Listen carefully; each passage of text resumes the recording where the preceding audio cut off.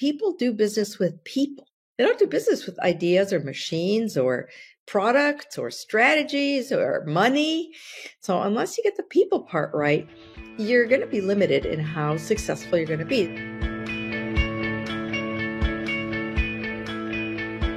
Welcome, everyone. I am so thrilled to be here today with Carol Robin. Carol, welcome to What the Fundraising. Thank you. Oh, I'm so happy to have you here. I loved learning about your work. It has so many applications to fundraising and to all the fundraisers listening to this. So will you just start by giving us a little bit of background about you and your research and what's led you to the work you're doing today? So really quickly, I've had 6 different careers in the for-profit and nonprofit world, but my longest career was as a prof at the Stanford Graduate School of Business. I wasn't really considered a professor. I was considered a lecturer, but I taught the most popular and oversubscribed to elective at the Graduate School of Business at Stanford called Interpersonal Dynamics, known affectionately by the students as touchy-feely. Emphasis on the feely, not the touchy. And that's because the course places such a big emphasis on how to create stronger, more robust relationships using feelings as part of your vocabulary. We can get back into that in a while. But the premise of the course is that people do business with people.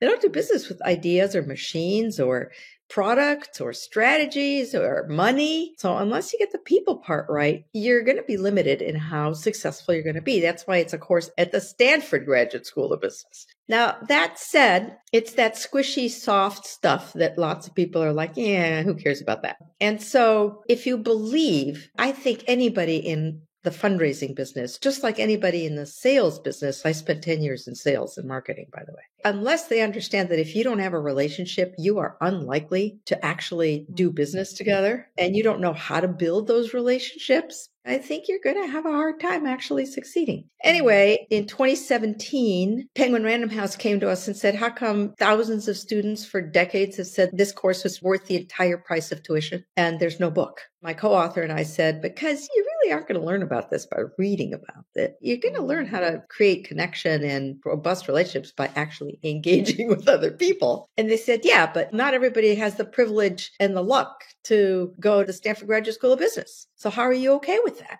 So then we looked at each other and said, okay. So we wrote a book called Connect, Building Exceptional Relationships with Family, Friends, and Colleagues. It's been translated into 15 different languages. It has sold over 70,000 copies, even though it hasn't made any bestseller list. And lots of your listeners have never heard of it because it never made any bestseller list. And by the way, if any of you who are listening ever want to write a book, come talk to me for 15 minutes first to find out what it is you should know so that you set your expectations right, probably for another podcast. Anyway, the bottom line is that my co-author and I feel very strongly about what the publisher that talked us into writing the book said, which is it isn't rocket science. However, I did one of these gigs. I actually did a keynote and a workshop for the executives at NASA years ago. And I said to them, come on, you guys, this isn't rocket science. And they looked at me and said, Carol, this is so much harder than rocket science. So I think the reason that most people either think you can't learn this, you can't learn how to be better, more interpersonally effective. You just are or you're not. It comes more naturally to some people than others, but you could absolutely learn to get better. And other people think it doesn't matter, yet more people think it's just too hard. And frankly, it is harder when you have no idea where to start, which is another reason why we wrote the book. So the book is really like taking the course, one chapter at a time. At the end of every chapter, it's got to go deep in your learning, and here's how to apply what you just read. And it's not an academic book. Concepts are learned through 5 different pairs, like a man and a woman who work together, a married couple, 2 guys that are buddies, 2 women that go back to college days and have been friends forever, a father and a daughter. Because by the way, I get as many emails and texts and visits from former students 10, 15 years out that tell me, I just became a CEO, I owe it all to you, or I just raised my first 10 million from a VC thanks to you. Pretty sure your class just saved my marriage. I want you to know that I just reconciled my relationship with my brother who I hadn't talked to for 2 years. And now I get, thank you for finally writing a book so that I can give it to some of the people I live with, work with, that didn't go to Stanford and say, please read chapter 4. So that's a little bit about my work and me. And I think when we talked ahead of time, I noted that I had the great privilege of helping a lot of the folks in the Stanford Development Office after our book came out. Some of them were GSB graduates, so they'd gone through the class. But after the book came out, my co-author and I did some workshops for them so that they could even more directly both share the content with all their colleagues and learn how to apply it in all their fundraising efforts. Yeah, I love that. And it's interesting, as you were talking this time about it, it struck me that that piece that you said around this is something that can't be learned. And with fundraisers in particular, many of them do, I think, have strong natural interpersonal skills. Yes. And so they might actually think, but then they experience a lot of challenges in their relationships with donors. And my guess is that segment even thinks less about necessarily growing their interpersonal skills. And so your book actually offers this really incredible look for me on how do people who are like, I need to grow this from the ground up because this doesn't come naturally to me, but also has ways those that do have natural interpersonal skills can more intentionally strengthen those to actually have their relationships match their desires. Such a good point, Mallory, because so I left Stanford in 2017, started my own startup nonprofit called Leaders in Tech, where basically it's everything I taught at Stanford for CEO founders in Silicon Valley and management. But the reason I raise it in the context of what you just said is that one of the things that happens is we develop our skills and our mental models, our beliefs about what works early in our careers. And they serve us really well. So we keep using them. We keep using those skills and we keep believing those mental models. But as contexts change, we don't ever stop to think about whether or not we should look at whether some of those mental models are still serving us and whether those skills are now deficient. We just keep trying to, but this worked. Yeah, the operative term is worked. Does not necessarily mean it's going to work now. And we are all works in progress. And contexts always change. So something that worked really well between you and me 10 years ago in terms of how we were with each other and how our relationship thrived may or may not be the same thing that works now. We are different people now. So no matter how skilled you believe you are, and interpersonal intelligence is a form of intelligence. If you know all the research on the guy who did the multiple intelligences, Gardner, interpersonal intelligence is a form of intelligence. If you have that intelligence, even more reason to gain all these skills because now you're going to be just a ninja. So I think like all intelligences, some of them are innate and some of them can be enhanced. So can you start us off really talking through what are the pillars of the skills that create connection? Yeah. So one of the things my co-author and I did, and I became known as the queen of touchy-feely at Stanford, but my co-author, David Bradford, I really stand on his shoulders. If anything, he's the father of touchy-feely. It's been around 4 decades. I am old, but not that old. So by the time I got there, it was already a thriving course. It quadrupled in size in the time that I was there. But one of the things that we did when we decided to write the book is we decided to identify, first of all, we landed on a very simple way of thinking about this, which is that relationships exist on a continuum. At one end of the continuum is contact and no connection, or dysfunction. At the other end of the continuum is what we came to call exceptional, which is why the book is called Building Exceptional Relationships. But it turns out that the skills and competencies you need to move along the continuum to exceptional take you to at least robust and functional. So you may not aspire to have any more exceptional relationships than you already do. You may not aspire to have any, but shouldn't you want to know how to at least get to robust and functional with everybody? So that's the first sort of core concept. Now, as we thought about what are the characteristics of a relationship as it unfolds along this continuum, we came up with 6 characteristics.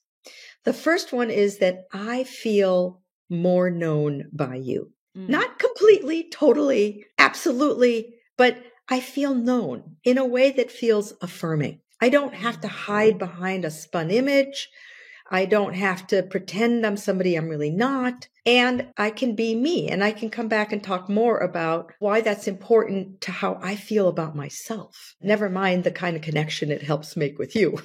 The second is I show up in a way that invites you to be more known by me. Those two are related, because if I play my cards really close, you're going to play your cards even closer, and we're not going to know anything about each other. The third one is that we trust each other. We trust that we won't use our disclosures against each other. And that is iterative. And the fourth is we can be honest with each other. When you've done something that has hurt my feelings, or I have found to be problematic, or has made me really annoyed, or I think is really hurting our team or our cause or our family, I don't feel like I can say that to you in a way that I don't have to worry will harm our relationship, but in fact, in a way that I believe will make our relationship even stronger. That's another characteristic. So you'll see a million things about feedback, books and seminars and workshops. Well, most feedback is not given very well. A, because most people are not very skilled. And B, it goes wrong. It ruins the relationship. And then people think, oh, well, I'm not going to give you feedback because all it did was weaken our relationship. And then guess what? A mental model gets very fixed. Oh, yeah, no, I don't raise stuff like that with that person. Well, can you allow for the possibility that there could be a way to raise it that might actually deepen your relationship and help you both? So that's the fourth. The fifth is that you don't run away from conflict, but you know how to have conflict productively. To expect there to be no conflict ever with somebody that you have any kind of a meaningful relationship with is completely unrealistic. So instead, learn to have productive conflict. And the last one is you're both invested in each other's learning and growth. And when you have all 5 of those, you have definitely moved down the continuum, and the depth to which you have each of those and the extent to which all of them are present determines where you are on the continuum. Wow. Okay. There are so many pieces in there that I want to explore from a fundraising perspective, but maybe before we forget, can we loop back to that 15% rule? Yes. Because that's in relation to trust, which increasing donor trust is such a hot topic in our sector. Absolutely. So let's talk about that for a minute. And the 15% rule applies to all of this, by the way. So any of your listeners who know a lot about educational research will recognize the concept. It comes from educational research. So we all have our comfort zone. What we do and say that we don't think twice about. Think of 3 concentric circles. That's the one in the middle. The one on the outside is your danger zone. In a million years, you would never say that to that person. But there's a circle in the middle between those two called the learning zone. Until we step outside our comfort zone, we don't learn anything new. But unless we stay inside our danger zone, we also don't learn anything new because we just freeze and that's the end of it. When I used to introduce this to my students, I used to say, but Carol, the minute I'm outside my comfort zone, how do I know I'm not in my danger zone? How do I know I've only just gone into my learning zone? So we came up with something called the 15% rule. Try stepping a little bit outside your comfort zone. 15%. You'll know, you'll feel it. You'll feel it in your body. You'll think, I'm a little uncomfortable, but you won't be like, oh my God, I'm like freaked out. And an interesting thing happens when you step 15% outside your comfort zone, which is that after a while, if the other person responds positively and they step 15% outside theirs, you now have a larger comfort zone with that person. Then you can step 15% out beyond that. And that's how we grow relationships. That's how we deepen relationships, 15% at a time, both in terms of disclosure and in terms of feedback. Wow. I almost want to kind of workshop an idea with you. I'm trying to think about the best way to sort of show this in action. Every single point that you shared on there in a fundraising context, it's just so clear why we're struggling to build trust, why we're struggling to build long-term relationships. We get into this real tunnel vision in fundraising where we're so hyper focused on our goal or our need. And we're so in ego protection mode that we don't let ourselves be known. We don't create space for the funder to really be known beyond the money.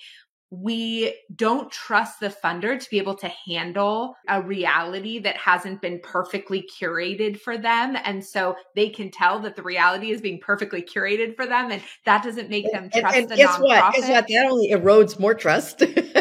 Exactly. So we have all these processes in fundraising. We talk a lot about donor trust, but then the way in which we build relationships is really counter to that trust being built. And I know that for fundraisers, I love that you shared that piece around the 15% rule because it's so uncommon for fundraisers to give feedback or to open up a dialogue around, oh, I want to give you $10,000 for this truck. The nonprofit doesn't need a truck, but they are so excited that that funder wants to give them $10,000 that they're like, we'll buy a truck, we'll figure out. Instead of just saying, can we talk about what you believe to be the impact of the truck?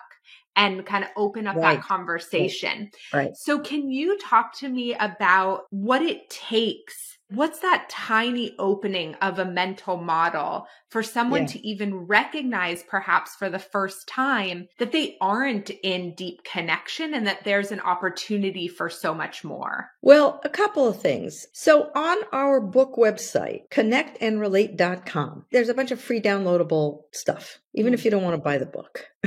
Which, by the way, it's not like super expensive. There's a free downloadable assessment. You can take this assessment, which has all these skills and competencies, and you can rate yourself. How good do you think you are at each of them? Then give it to a few people who know you really well. Have them fill it out for you, and then compare how you see yourself with how they see you. And then ask yourself if you have something to learn. That's one way. But I want to come back to something that you said about the how you build relationships with a donor that struck me as you were talking, and that's very fundamental to deepening relationships, which is the concept of learning how to meet other people emotionally. So we can meet each other here, idea to idea, thought to thought, task to task, or we can meet each other here. And one of the things I always loved about working in nonprofits is that we had a mission. We had something that was really deeply meaningful that we were trying to make happen. We weren't just trying to make money or sell widgets. And to the extent that we could connect with our donors around that, we were more successful. So if somebody has offered you $10,000 for a truck, by the way, this is even beyond that, but one thing to always do is to get curious. And there's a whole chapter in the book on the importance of inquiry and curiosity, which, by the way, is impossible if you don't suspend judgment. If you've already decided you know why the other person's doing whatever they're doing, you're not going to be curious. You're just going to look for confirming evidence that you're right. Especially when somebody does something you don't like, something you wish they hadn't done, or you're trying to connect. Try getting very genuinely curious about what matters to them. So I want to give you a truck. First of all, incredibly nice of you to want to support us. Before we get into anything that specific, I wonder if we could just talk a little bit about what you're hoping to do for us. And I wonder if it would be helpful to you if I shared a little bit more about some of our biggest needs. And then we can get into what's the best way for you to help us. But I sort of feel like we're jumping the gun. But it does come back, and you were right, to a mental model that if I believe I do anything other than say, oh, wow, thank you, that's so lovely of you, that I'm not going to do anything other than take it. And I really have not been fair to that donor either, have I? Or my organization, because let's say I say, rather than get into the specifics of even how much money, let me tell you what some of our biggest needs are, hurdles, challenges. I wonder if any of those sound like something you'd want to help either be a thought partner on how to fix, or a thought partner and financial aid. People love to be asked for help. We tend to be very reluctant to ask people for help because we hold all kinds of mental models. If I ask you for help, you're going to think I'm weak and I can't do it myself.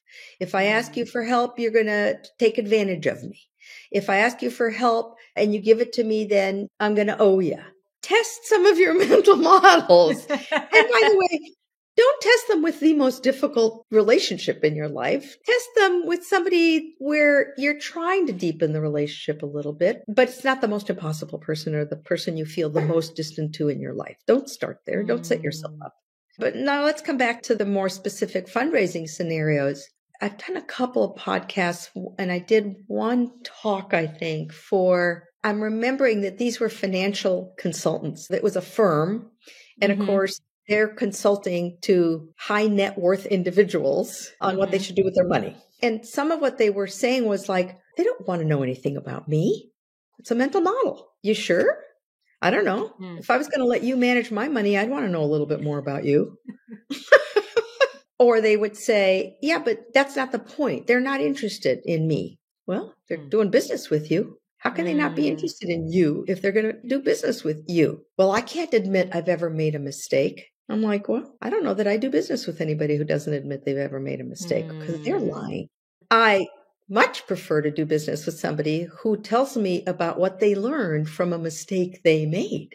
I was just going to share, I had a funder once who said, I want to hear about some of the biggest mistakes that you've made. And I remember freezing up a little bit in my body. And so he said, I want to know that I'm investing in an organization that has tried things, failed, learned hard lessons. I don't want to pay for the first big crash, but and so just to your point, that has been so true in my fundraising. In the old days, really old days now, when VC was first getting started, one of the standard operating procedures was that they would not fund anybody who had not failed because they wanted to know how somebody handled failure before they gave them any money. Those days are long gone. Yeah. But it was an interesting time. So if we come back to learning how to meet somebody emotionally, that means it's more than just empathy. It's a much deeper kind of empathy because most people think empathy is, oh, I've been there. I've been in your shoes. I know what that feels like. Maybe I've never been in your shoes, but it doesn't mean I can't meet you emotionally because if you're scared, I've been scared.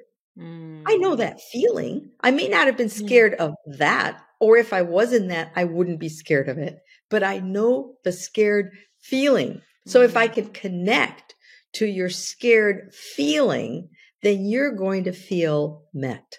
Okay, wow, that is such good advice. And when you were talking, it made me think about this other concept we hear a lot in the nonprofit sector around don't be transactional. And I think we have equated that to mean don't talk about money. And so we have these long relationship building phases where we are not talking about money, but the underpinning of the entire relationship is potentially money or money that has happened, right? And so for me, the fear around talking about money that so many fundraisers hold, one, I think harms relationships in a number of different ways that we've already talked about. But I'm also curious in terms of the mental model piece or how you would think about this, if people are really stuck on a topic being off limits from a relationship building perspective, what are ways that we can sort of shift that understanding? So I tend to err on the side of transparency. And when in doubt, two things, maybe three. One is tell the truth. And the second is be appropriately authentic. Appropriately authentic does not mean tell you everything. Actually, you've got to be thoughtful, mindful of what you're going to share in service of that person, your relationship, and the work you're trying to do together, right? In service of all those things. That's where the appropriate comes in. And 15%. So if you combine all of those, and I think a topic is off limits, one of the things I can do, the vocabulary feelings, it's an appendix in the book. It was a handout in the syllabus because how sad is it that we have to come up with a vocabulary feelings because we have been so socialized to leave feelings out of it. But how do you connect with another human being without any feelings?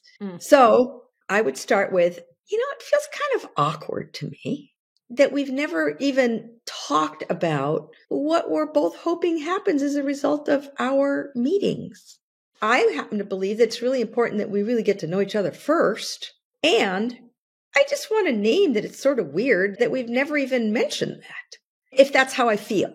Or I can say, I feel nervous about asking you about your kids.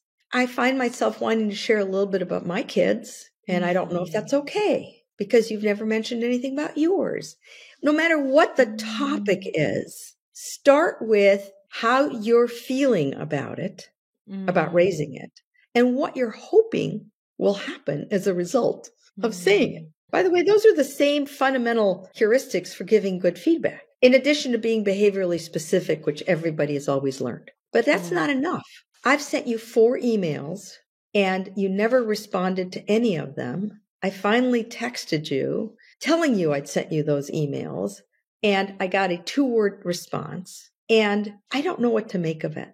But it makes me feel nervous because I don't know. I don't know if it's something about what I'm asking for, if it's got something to do with what's going on for you. I don't want to make up any stories. So could we just have a very quick conversation on what's going on? And I'm telling you this because I find myself increasingly annoyed or increasingly discouraged. Go find your vocabulary of feelings. And I just think it's in service of our relationship that you know that I'm feeling that way. Now, if you don't give a crap about me, it doesn't matter. But most people who are in any kind of relationship do care to know that the impact of what they're doing, which they are often blind to, is potentially harming a relationship. Wow, there's so much wisdom in there for fundraisers. I mean, I'm just sitting here thinking, I wish I heard this 15 years ago.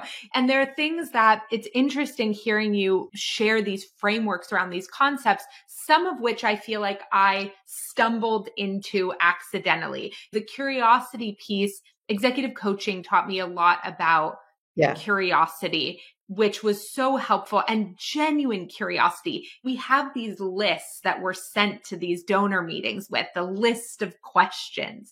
And I get it that it can help calm us down and help us feel more prepared to go into meetings if you've never had a major donor meeting before with some potential questions. But what often happens is we stop listening. We're so nervous. We're not genuinely curious. We don't want to go off script because this is the list of questions that this expert told me to ask. And we miss the whole story. Yeah. And I feel like in every meaningful funder relationship, it's interesting. I found out about your work through an amazing friend of mine, Karen Mulvaney, who started out as a major donor for the organization that I ran for years. And she came to my wedding. She's like a super close friend of mine. And sometimes when people heard that we had become really close friends and that she had been at my wedding, they were like, oh. And I was like, yeah, because I got to sit and talk about our deepest desires for the world. And we went through hard things together. And we had a really hard thing happen in the middle of one of our meetings that wasn't related to the meeting, but we were in it together. And the other thing was, there was so much transparency and trust built because at the very beginning of our relationship, she had actually taken funding off the table. She had said, I want to be super transparent with you. I'm happy to meet with you about X, Y, and Z, but this is not in my funding priorities. And then when I felt like maybe things had shifted for her, I think I did exactly, she's going to have to hold my feet to the fire on this one, but I think I did exactly what you said, was that I said, like, I have this sensation and I'm not sure if it's right. I'm not sure if I'm reading this right. And I'm feeling uncomfortable bringing this up because you were very clear at the beginning around what this was not. I'm not sure if I'm misreading something and have things changed. And I'm listening to this stuff like, oh my God. Yeah, and so I think for people to understand this is just so tremendous. I'm really big on metaphors because sometimes images really help me. One way to think about it is you're either on a path in the woods or you're in a boat on a canal. And inquiry is just, you're going down and you're noticing, and then you're getting curious. And rather than just plowing ahead, you maybe go off to the side and you look at that plant that you thought you knew what it was, but you never really looked at it that carefully. And that turns out to be a different plant. And now you notice another little branch off the path. And you know what the root of the word inquiry is? Quest. Quest. You don't know what you're going to find when you set out on a quest. It's magical. And when we approach another person, no matter how well we know them, in a state of inquiry, man, it is magical. Do you have any suggestions for folks who might be listening to this and thinking they're in an environment, perhaps in their office or in their organization where this type of safe connection isn't available to them, that the person they interact with most in their office is not sort of open to this. But then they are expected to turn around and be open to connection with a donor meeting, right? So they go from this very disconnected state. Do you have suggestions for how people transition between relationships that have different levels of connection, or what folks could do maybe to sort of like set themselves up for success before they go into an environment where they're really looking to deeply connect? Well, first of all, I'm really glad you raised that, because it's unfortunate that, and by the way, that's not just in nonprofits. I mean, it's in all organizations where people work for managers who certainly don't role model, but what's worse, who close off learning and growth in this direction. I have seen that change actually in the last 10 to 15 years. More and more people in business, especially, and in big business, are open to the possibility that the people part matters. They don't always put their money where their mouth is, but at least they don't discard it out of hand anymore. They used to be like, that's BS. But back to your question. First of all, also on the website is a downloadable Start Your Own Learning Group. Grab 3 or 4 friends. The only investment you have to make is each of you buys a book, and then it's a step-by-step, create your own learning group, your own support group. Go through it together. And then you've always got learning partners, so that if you're not getting it from your boss or somebody at work, you've got somebody that is kind of in it with you. And now you also get to share stories. Here's what I tried. Here's what worked. Here's what didn't work.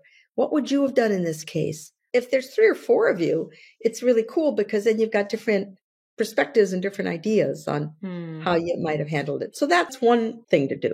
Another kind of similar thing to do is find yourself a learning buddy, even if it's not your boss within your organization. Maybe a fellow fundraiser who's yearning equally for more support and more help in preparing for the jarring difference between being here and being out there. I think the other thing is the advantages to having a learning buddy or a learning group is that you can role play stuff. Like you had said earlier, you almost wanted to role play something like you be the donor and I'll be you, or you be the difficult person that I'm trying to interact with and I'll be you. And you tell me what you're trying to communicate. And then I do that in a lot of my workshops around feedback, where somebody's got somebody in mind they'd like to give feedback to, but they just don't know how to do it in a way that they think will be productive.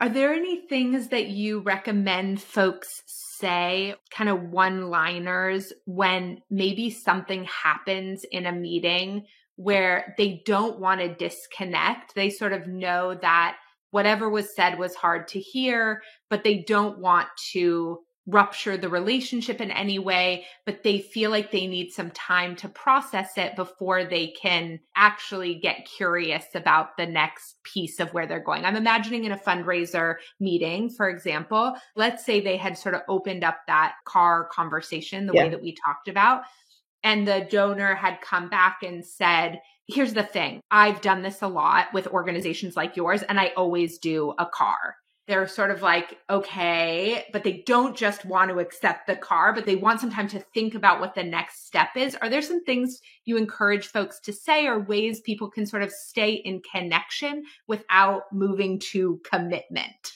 We're back to transparency. It's hard for me to hear, and I want a little time to just think about it a little bit. Or I could even say that's kind of disappointing, and I'm still really committed to making sure that we find something that works for both of us. And I think I need a little time to think about it. Again, if you just go silent, my name is Carole. My husband calls me Caroli. But a Carolian principle is, in the absence of data, people make stuff up. So if you don't want them to make stuff up, don't be silent. I might even start with, I really care about this a lot, and I'm feeling a little bit at a loss. And I don't want to just accept it, because that would be the easy thing to do. And I don't think that's fair to you or the organization without us really completely exploring what this is really about for you and what our needs really are. Yeah, it's so interesting, just the mental models that we have around what's transactional, what's not, what's okay to talk about related to money, what's not, right? Because I can imagine that there's a certain gut reaction that says, well, if that's what the donor wants to do, then don't be transactional and accept their gift. Whereas the reality of accepting that gift, if it's not in service of the mission, if it's not really valuable to both people. That's the part that worries me the most. It's like, it's not fair to the donor. Yeah. That to me is a transactional, to like just accept something for the purpose of completing the transaction, of saying, this is the easy thing to do, to have this be done. Well, and you can even say that, look, the easiest thing for me to do would be to just say, thank you so much, and take the money and buy the truck. And it's not fair to you for me not to share with you that I have no idea what we would do with the truck. I don't see a need for it right now, but I'll certainly go back and find out if that's absolutely the only thing you're interested in. I just think people are too quick. Here's something we haven't talked about at all, and that's power differentials. Power differentials are very challenging and make interpersonal dynamics very messy. Because if I'm afraid, because you are a higher power person than I am, there's a whole bunch of stuff I'm not going to say to you. And by the way, that's those managers who have people working for them who feel abandoned or disenfranchised or have double the challenge to go do the job they've got to do because the manager isn't even showing up for them in the way that they need. Would be useful if they had some understanding of that. Because as a higher power position person, it's much harder for the lower power position person to be vulnerable. They're already vulnerable. So now they're not going to be even more vulnerable. And sometimes we gain power and influence by speaking our truth, by not backing down, by having integrity. If I'm dealing with somebody who doesn't see my having integrity as being important, especially if I'm trying to get money from them, then I don't know that we should be doing business. And super easier said than done. It is. Let me name that. It is. But this is where I think that 15% rule has so much value, because for an organization who's hearing this and is like, well, this would mean this could change my relationships with every single funder. I think that's where you lean on that 15% rule. That's where you say, don't start with your most complicated relationship. Totally. And so by the way, 15% with this donor is going to look different than 15% with that donor. And just because it worked here doesn't mean it's going to work there. Absolutely. And by the way, if you've got an organization of people and they start sharing some of what they did and tried, then you create a learning organization. Then everybody's learning from each other. Yeah, I'm so grateful for everything that you shared here. I feel like we as a sector really need to rethink what strong donor relationship means, because I think we have been using that terminology to just indicate how frequently or how much a donor gives to our organization. And that is not actually a measure of a strong relationship. And so I really appreciate the framework that you've provided here to help folks think differently about this. Good. There's tons more. Yeah, I know. We're at the tip of the iceberg. So I really scraped the surface. Well, I hope it gives just enough for people to go and buy the book and learn more. I love the assessment that's online. I'll make sure all of those links are below as well. Is there anything you'd like to leave folks with today? Yeah. Here's something really simple to say and hard to remember. Every interaction with another human being is an opportunity to learn something about yourself, to learn something about them, and to learn something about relationships. Every single interaction. So it's not out there to be had. It's just a matter of making a commitment to pay attention and see where the lesson is every time. And by the way, the harder the transaction is, the more learning there's likely to be. Thank you. Thank you so much for this time, for all of your wisdom. I'm so grateful for this conversation. Oh, thank you. Thank you for having me on.